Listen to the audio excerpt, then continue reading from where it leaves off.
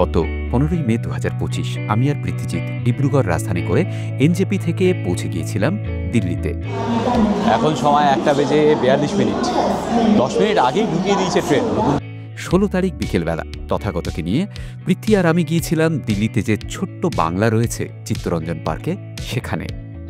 কোথাও নামের ফলকে গাঙ্গুলি, কোথাও দাশগুপ্ত, কোথাও সেনগুপ্ত বা ভাদুরী বা পাল, সেন, এসবই রয়েছে। জ্যৈষ্ঠের বিকেলে চরম গরম থাকা উচিত ছিল, কিন্তু সেদিন হালকা আঁধি আর এক পশলা বৃষ্টি হয়ে যাওয়ার পর দিল্লির আবহাওয়া ছিল বেশ মনোরম।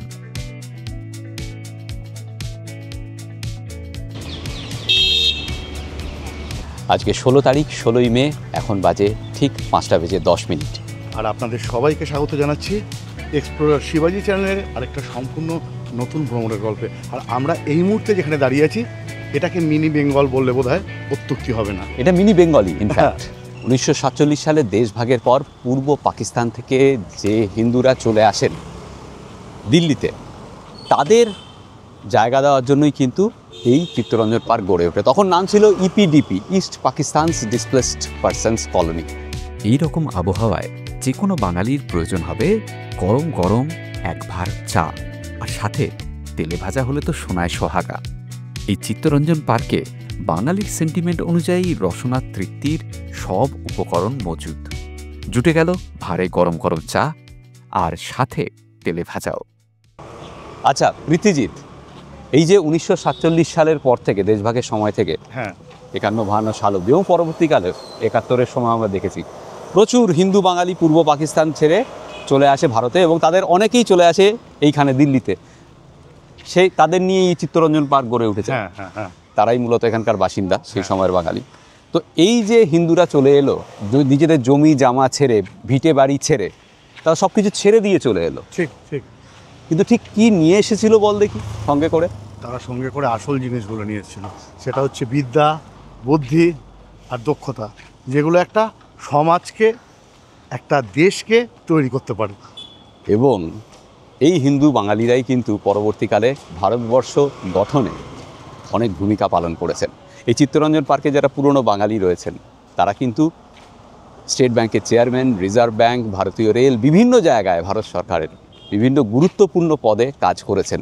তাদের বিদ্যা, বুদ্ধি, দক্ষতা যা তারা নিয়ে এসেছিলেন সঙ্গে করে, সেগুলোকে কাজে লাগিয়েছেন এবং ভারত গড়ে তুলেছেন।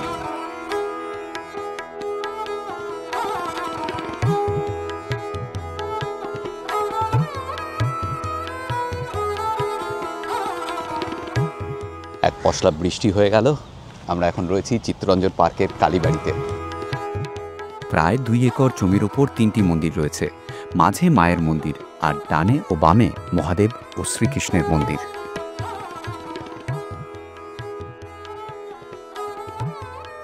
এখানে প্রথম কিন্তু তৈরি হয় শিব মন্দিরটি।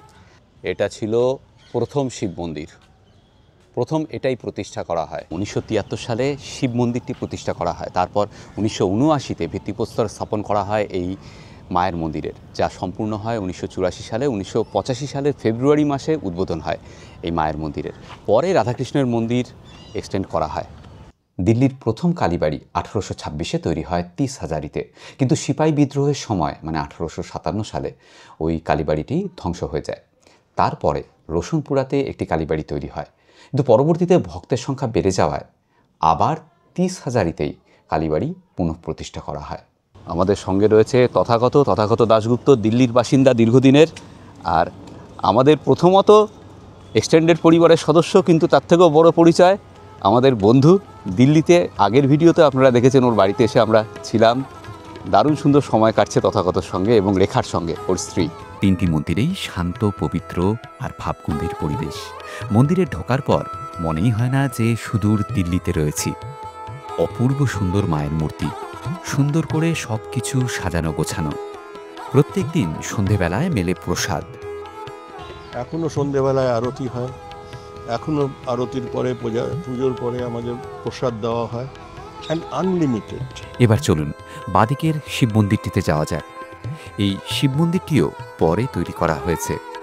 সারা বছর প্রত্যেক পুজো নিষ্ঠা সহকারে করা হয় এই মন্দিরগুলোতে, এবং প্রতিটি পুজোতে অংশ নেন সিআর পার্কের বাসিন্দারা। দুর্গাপুজো তো মহা ধুমধাম করে পালন করা হয় প্রত্যেক বছর। দুর্গাপুজোর সময় বা অন্য আদার সময় মোস্ট অফ দি অকেশনস আর ওয়েল সেলিব্রেটেড। ডান দিকের রাধাকৃষ্ণের মন্দিরটিও যথারীতি বেশ সুন্দর। দিল্লিতে প্রথম ব্যক্তিগত উদ্যোগে দুর্গাপুজো শুরু হয় 1842-এ। রাজশাহীর কোনো মজুমদাররা সেই পুজো করেছিলেন, কিন্তু দিল্লিতে প্রথম বারোয়ারি পুজো 1910-এ কাশ্মীরি গেটে। সেই পুজো কিন্তু এখনও প্রত্যেক বছর মহা ধুমধামে হয়ে চলেছে। আচ্ছা, এখানে আপনাদের জন্য একটা প্রশ্ন আছে। কলকাতায় প্রথম বারোয়ারি পুজো কত সালে হয়েছিল এবং কোথায়? প্লিজ কমেন্ট বক্সে লিখে জানাবেন আমাকে। দিল্লিতে বাঙালিরা আসতে শুরু করে 1780-85 সাল থেকে, মূলত জীবিকার উদ্দেশ্যেই আসতে শুরু করে। 1864 সালে হাওড়া দিল্লি রেল লাইন চালু হওয়ার পরে দিল্লিতে বাঙালিদের ঢল নামা শুরু হয়। এরপর 1911 সালে যখন রাজধানী দিল্লিতে স্থানান্তরিত হয় কলকাতা থেকে, তখন আপনারা জানেন ব্রিটিশ রাজের সিংহভাগ কর্মচারী ছিল বাঙালি। তারা আসতে শুরু করেন দিল্লিতে তাদের চাকরি বাঁচানোর জন্য অবশ্যই। তো এটা ছিল 1864-র পরে বাঙালিদের দিল্লিতে একজোট হয়ে আসা। আর তারপর 1947 সালে দেশভাগের পর, 1947-এর পর থেকে 1972-73 অবধি বাঙালিরা আসেন দিল্লিতে। একটা ইপিডিপি সোসাইটি তৈরি হয়, ইস্ট পাকিস্তান ডিসপ্লেসড পারসনস। সেই সোসাইটিতে আমাদের যে লিডার ছিলেন বিমল চক্রবর্তী, ওনার বাবা ওনার খুব অন্তরঙ্গ বন্ধু ছিলেন। তাই আমাদের বাড়িতেও মাঝে মধ্যে চায়ের মিটিং বসতো, শুনতাম ছোটোবেলা থেকেই কি হচ্ছে না হচ্ছে। তখন এরা সব বলল যে দেখুন, আপনারা যারা ওয়েস্ট পাকিস্তান থেকে এসছে তাদেরকে তো আপনারা ছোটো ছোটো বাড়ি বানিয়ে দিয়েছেন, আমাদের জন্য আপনারা কিচ্ছু দেননি, তো আপনাদের এইটা চিন্তা করা উচিত। তখন একজন পলিটিশিয়ান মেহেরচাঁদ খান্না, সে একটু বাঙালি প্রীতি ছিল, উনি জিনিসটাকে একটু আরও ফরওয়ার্ড করলেন। ফরওয়ার্ড করে, না হলে তো অনেক দলের এই ধারণা ছিল যে বাঙালিরা তো সিপিএম করে, ওদেরকে এখানে দিল্লিতে জমি কেন দেওয়া হবে। আচ্ছা, মুশকিল। তখন সবাই এরা most of them were government employees. ওখান থেকে আমাদের বাবারা এসছেন, বাবা কাকা জ্যাঠারা এসছেন, এখানে চাকরি করেছেন সব, কেউ মিনিস্ট্রিতে, কেউ কোথাও কেউ কোথাও। আলটিমেটলি জিনিসটা হয়ে দাঁড়ালো যে না, এদের জমি দিতে হবে। 1954-তে অ্যাসোসিয়েশন ফর্ম করা হয়। 1960 সালে জমি ডিস্ট্রিবিউট করা হয় দিল্লি ডেভেলপমেন্ট অথরিটি মানে ডিডি-এর তরফ থেকে। 2147টি ফ্যামিলিকে প্লট দেওয়া হয় এ থেকে কে এই 11টি ব্লকে। পরে 1990 সালে আরও 714টি প্লট দেওয়া হয়েছিল। MNOP, K1, K2, নবপল্লী ও দক্ষিণপল্লী এই সময় তৈরি হয়। ইউরিনালস এক্সেট্রা, আপনি আমাদের এখানে টয়লেটে গিয়ে দেখুন কিরম পরিষ্কার টয়লেট পাবেন। তো হচ্ছে, সব কিছুই হচ্ছে, সব কিছু মডার্নাইজেশন হচ্ছে, সব কিছু আবার ট্র্যাডিশনের সাথে হচ্ছে। কোনো পুজো আমরা এখানে বাদ দিই না, সব পুজো এখানে হয়। পার্ক কালীবাড়ির ভেতরে রয়েছে স্বামী বিবেকানন্দ সেন্টিনারি লাইব্রেরি। এখানে সময়টা দেখা যাচ্ছে, লাইব্রেরিটা জাস্ট খুলেছে। এই হচ্ছে লাইব্রেরির ভেতরটা।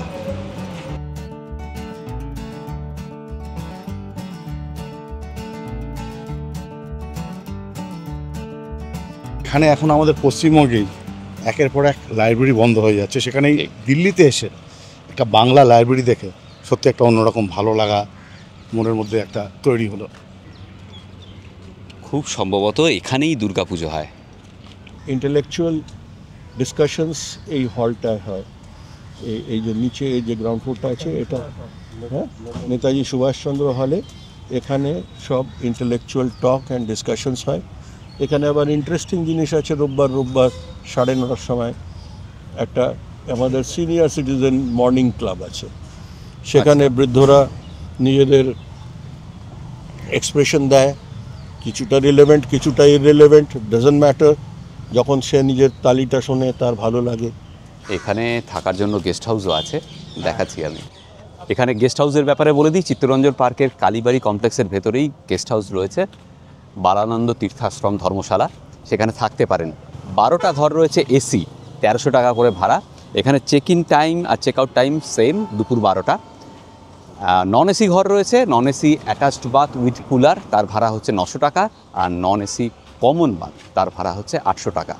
আমি ফোন নাম্বার দিয়ে দিচ্ছি ডেসক্রিপশন বক্সে, আপনি ওখানে ফোন করে বুকিং করতে পারেন এবং অনলাইনে পেমেন্ট পাঠিয়ে বুকিং করতে পারেন। ইমেল আইডিও আছে, তাও দিয়ে দিচ্ছি ডেসক্রিপশন বক্সে।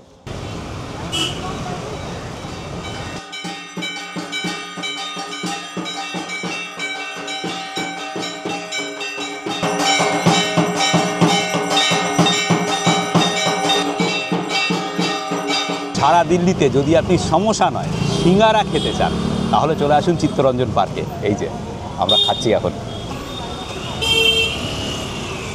ভালোই। হ্যাঁ, 3 নম্বর মার্কেটে একটা ভালো মোচার চপের দোকান আছে, কি নাম? মোচার চপ কিনলাম আর কি। আচ্ছা, দেখুন আমাদের এক্সটেন্ডেড পরিবারের সদস্য ঋত্বিক আর বর্ণালী দেবী, ওনারা এখানকারই বাসিন্দা, আমাদের ভিডিও দেখেন। থ্যাংক ইউ সো মাচ, ভালো থাকবেন। থ্যাংক ইউ আমাদের তরফ থেকে থ্যাংক ইউ। আমরা অভিভূত হয়ে গেছি দেখে, আমাদের এত মানে চেনা মুখ আজকে দেখতে পারলাম, মানে I am feel so glad, সত্যি ভীষণ খুশি সবচেয়ে হয়েছি। যেটা আমার ভালো লাগে আপনাদের, যেটা হচ্ছে মধ্যবিত্ত বাঙালি, সেই ব্যাপারটা আজকাল আর নেই। তো সেইটা আপনাদের ভিডিওর মধ্যে আমরা দেখতে পাই আর কি, মানে টিপিক্যাল মধ্যবিত্ত বাঙালি একটা বিদেশে গেলে যেভাবে ভাবে আর কি, দুধ এখানে ভাত নেই, এখানে ডাল নেই, সেই যে ভাবনাটা সেইটা এনাদের ভিডিওর মধ্যে আর তাছাড়া ওনার অ্যানালাইজ করাটা সব কিছুকে এত সুন্দর করে বলেন যেন আমরা ওর সাথে যেন একাত্ম হয়ে যাই, একদম একাত্ম হয়ে যাই। Thank you. ভালো থাকবেন, ভালো থাকবেন। আমাদেরও খুব ভালো লাগে আপনাদের সঙ্গে দেখা হলে। ভালো থাকবেন, এভাবেই সঙ্গে থাকবেন। ঠিক আছে, আবারও দেখা হবে। এই চিত্তরঞ্জন পার্ক দিল্লির মধ্যে আক্ষরিক অর্থেই একটা ছোট্ট বাংলা, মিনি বেঙ্গল। কি পাবেন না এখানে? হটকাঠি রোল, ফুচকা, সন্দেশ, বাঙালির যা যা প্রিয় সব কিছু পেয়ে যাবেন এইখানে চিত্তরঞ্জন পার্কে। সত্যি, কাসুন্দি থেকে মুড়ি আর দশকর্মার জিনিসপত্র থেকে চুড়ি সব কিছু পাবেন এই চিত্তরঞ্জন পার্কের বিভিন্ন মার্কেটে। আমরা এখন রয়েছি চিত্তরঞ্জন পার্কের 1 নম্বর মার্কেটে। একটা সন্দেশ ট্রাই করবে নাকি? সন্দেশ সে তো করাই যায়। চলো চলো, করা যায় বললে হবে, করতে হবে। চলো গিয়ে করি, চলো চলো। কী খাবে? আমি না রসের মিষ্টি খাবো। রসের মিষ্টি? হ্যাঁ, মানে মিষ্টি, মানে সেটা মিষ্টি না হলে আর মিষ্টি হলো কি, মানে রসগোল্লা না, কাটলেট, গুড় কাটলেট খাও। ঠিক আছে, গুড কাটলেট খাবো। আমাকে একটা কাঁচাগোল্লা দাও। এই যে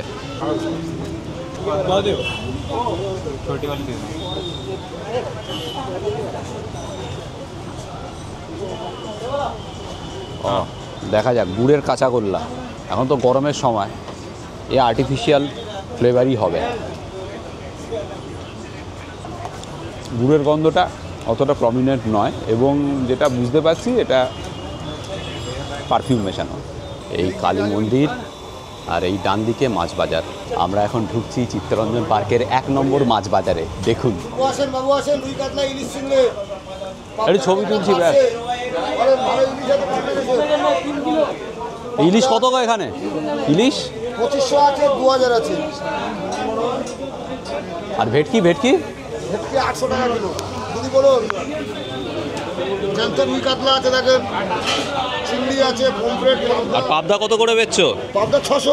600। ঠিক। কাতলা যদি বলুন রুই কাতলা? রুই এগুলো আছে গোটা 300 টাকা করে, ছোট আছে 260, কাটা আছে 600।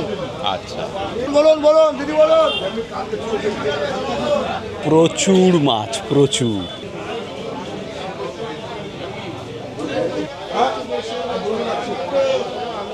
$960 টাকা কিলো এই চিংড়ি।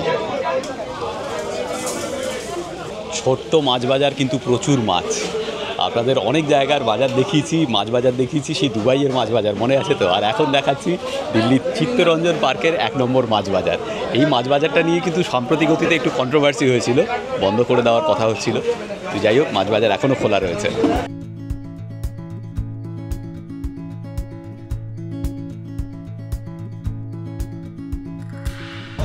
এবার আমরা এসেছি চিত্তরঞ্জন পার্কের 2 নম্বর মার্কেটে।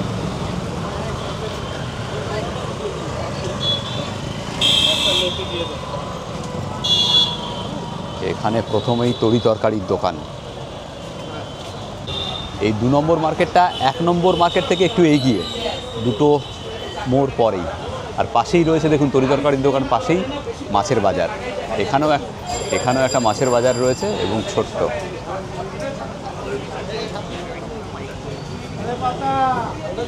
কিন্তু মাছ প্রচুর। কত করে রুই কত করে বিক্রি হচ্ছে গো দাদা এখানে? গোটা 280 টাকা, কাতলা মাছ কাটা 500 টাকা কিলো। আচ্ছা, আর এখানে ইলিশ বিক্রি হচ্ছে ওই 1800-2000 টাকা কিলো। এই যে এই ইলিশ হচ্ছে 2000 টাকা। নামটা বলুন। আচ্ছা, কতদিনের দোকান আপনাদের? তাও 30 বছর? হ্যাঁ। আচ্ছা, আরে মাছ আনেন কোথার থেকে? গাজীপুর। গাজীপুর থেকেই? পশ্চিমবঙ্গ থেকে কিছু আসে না? হ্যাঁ আছে, ভেটকি আছে, ইলিশ আছে। আচ্ছা, আর এই ইলিশগুলো কোথাকার? এটা বাংলাদেশ। বাংলাদেশের ইলিশ 2000 টাকা। 2000 টাকা। Thank you. বাবার নামটা বল। বাবার নাম কি দাস? বাবার নাম বল। ভয় দাস। ছাড়াই যাবে না। এই তোপসে মাছ কত করে গো? 400 টাকা পাও। 400 পাও, 250 গ্রাম। আর এই চাপড়া চিংড়ি এগুলো? 700 টাকা আছে, ওইটা 600 টাকা আছে। 700 আর 600। এটা তো বোয়াল নাকি? আর মাছ। আর মাছ কত করে কাটা? কাটা 800 টাকা। আচ্ছা, চিতল মাছ আছে ভালো। চিতল কত করে? চিতল 900 টাকা করে। 900 কাটা? গাড়া পেয়ে যাবেন, পেটি পেয়ে যাবেন। গাড়া পেটি মিলিয়ে? ঠিক, থ্যাংক ইউ। পার্কের ভিতরে আমরা আছি, এই জন্য এখানে নর্মাল রেট রাখি। 1 নম্বর বাজারে দামটা একটু বেশি, 2 নম্বরে একটু কম, এটা দেখে বুঝলাম। 1 নম্বর বাজারে ওই ইলিশ মাছের দাম চাইছিল 2500 টাকা, ভেটকি মাছের দামও বেশি চাইছিল, সব মাছের দামই বেশি ছিল, এখানে কম। জলের হাঁড়িটা দেখুন এখানে। कितने का है फुचका? 40 का 6 है। 40 का 6।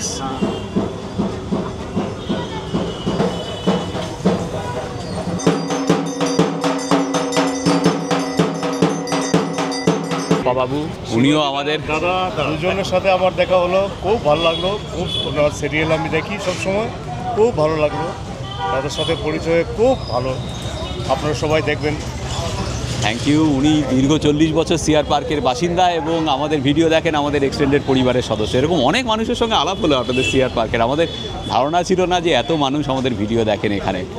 থ্যাংক ইউ, ভালো থাকবেন আর এভাবেই সঙ্গে থাকবেন। আপনারা সাবধান থাকবেন, ঠিক আছে? সব দেখা হবে। দুজন একসাথেই থাকবেন সবসময়, এটা আমি ভগবানের কাছে প্রার্থনা করি। নিশ্চয়ই। দুজন একসাথে সব ভালো সুন্দর করে কাজ করুন। Thank you.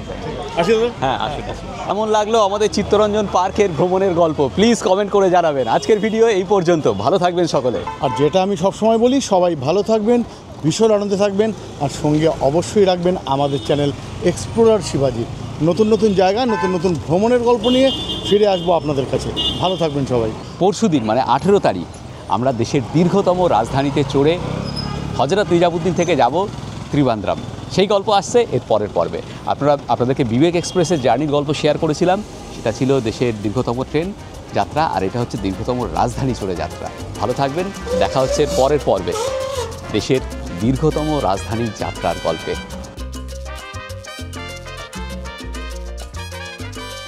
আমি শিবাজি। আর আমি পৃথ্বীজিৎ। আর আপনারা দেখছেন আমাদের চ্যানেল এক্সপ্লোরার শিবাজি। আমরা বিভিন্ন জায়গায় ঘুরে বেড়াচ্ছি আর তার ভিডিও করে এই চ্যানেলে দিচ্ছি। যদি ভিডিওগুলো ভালো লাগে তাহলে অবশ্যই লাইক, শেয়ার এবং সাবস্ক্রাইব করবেন। সাবস্ক্রাইব করার সময় বেল আইকনটা অবশ্যই ক্লিক করবেন, তাতে আমরা যখনই একটা ভিডিও দেব তার ইনস্ট্যান্ট নোটিফিকেশন আপনাদের কাছে পৌঁছে যাবে।